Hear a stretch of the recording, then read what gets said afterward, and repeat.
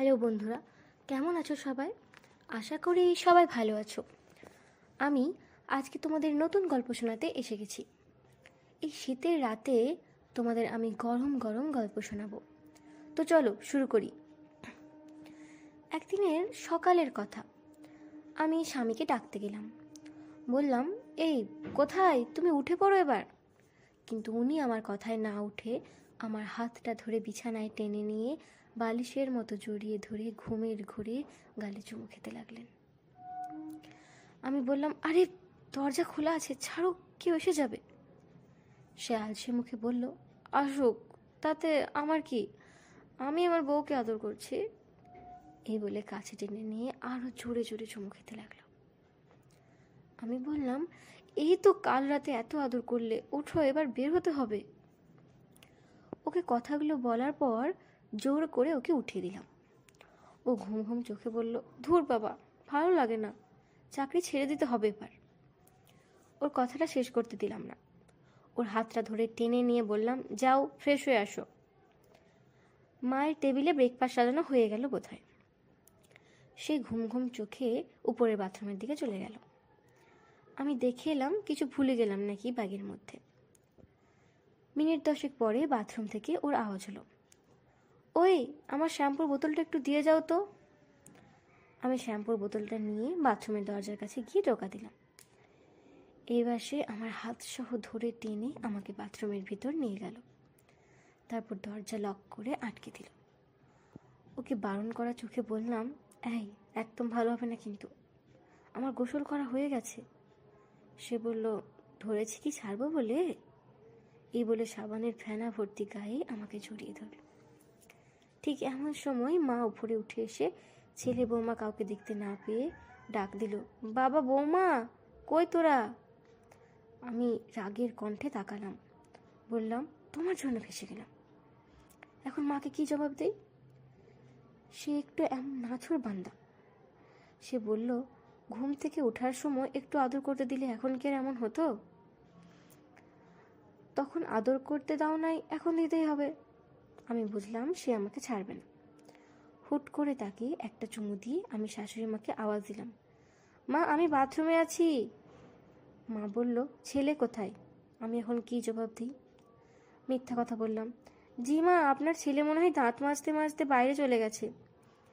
শাশুড়ি মা নিচে খোঁজাখুঁজি করে দেখলো, কই খোকা বাইরে গেল, আমি দেখলাম না তো। এরপর শাশুড়ি মা বলল, যাই হোক, আমি গিয়ে জল খাবার সাজাচ্ছি, তুমি চলে আসো। শাশুড়ি মা নিচে চলে যাওয়ার আওয়াজ পেয়ে আমি ওকে বললাম, তোমার জন্য আমার আবার শাশুড়ি বদলাতে হবে, বাড়তি খাটুনি। সে হাসতে হাসতে বলল, যেমন কর্ম তেমন ফল।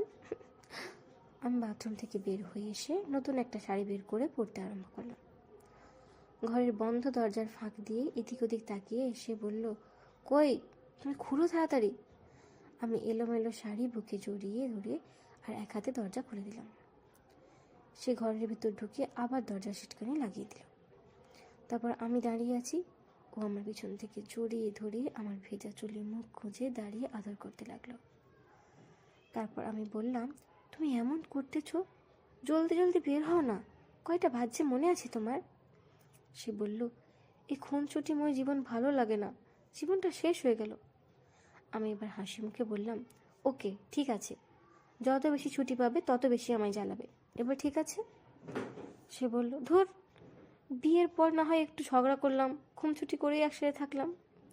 আমি তার কাঁধে হাত রেখে বললাম, সব হবে, একদিন আমাদেরও দেখিও, আর কয়েকদিন ধৈর্য ধরো। এবার আমি তার হাত ধরে বললাম, আবার কবে ছুটি নেবে বাড়ি আসার জন্য? সে আমায় বলল, জানোই তো, বেসরকারি জব, ছুটি চাইলে কি ছুটি পাওয়া যায়? জল খাবার খেয়ে বাবা মাকে বিদায় দিয়ে দুজনে বেরিয়ে পড়লাম গাড়ি নিয়ে। সে কলকাতা চলে যায় আর আমি বর্ধমান। দুজনে দুই প্রান্তে থাকি। একদিনের ছুটি পেয়ে দুজন দুজনের খুব কাছে যাওয়া হয়।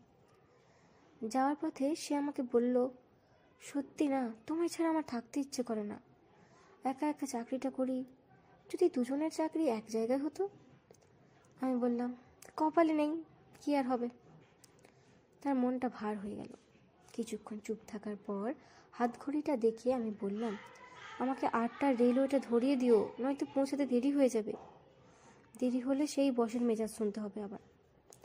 সে বলল, তো চাপ নেই, ধরিয়ে দেবো, হাতে সময় আছে 10 মিনিট, তার আগেই তোমাকে স্টেশনে নামিয়ে দেবো। তারপর গাড়িটা এক সাইডে করে জানালা বন্ধ করে শুরু করলো তার ভালোবাসা। ইচ্ছে মতো সে আমাকে আদর করতে লাগলো। এতে বেশ কিছু সময় চলে যাওয়ার কারণে 8টার ট্রেনটা মিস হয়ে গেল। তবে এতে চিন্তার বিষয়টা কোথায় যেন হারিয়ে গিয়েছিল। সে আমাকে রেখে কিছুক্ষণ পরেই চলে গেল পরের ট্রেনে। এর অনেকক্ষণ পর পরবর্তী ট্রেন আসলো। আমার বর্ধমান পৌঁছে অফিস ধরতে প্রায় 12টা বেজে গেল। অফিসে পাটা রাখলেই বুকটা দূর দূর করতে লাগলো। এবার বস গরম মেজাজ দেখিয়ে কথা শোনাবে। কিন্তু অফিসে ঢোকার সাথে জানতে পারলাম বস কয়েকজনের সাথে মিটিংয়ে বসেছে।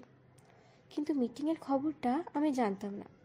যখনই ফোনের ইমেলটা চেক করলাম, দেখলাম আগের দিন রাতেই বস মিটিংয়ের জন্য মেসেজ দিয়ে রেখেছে।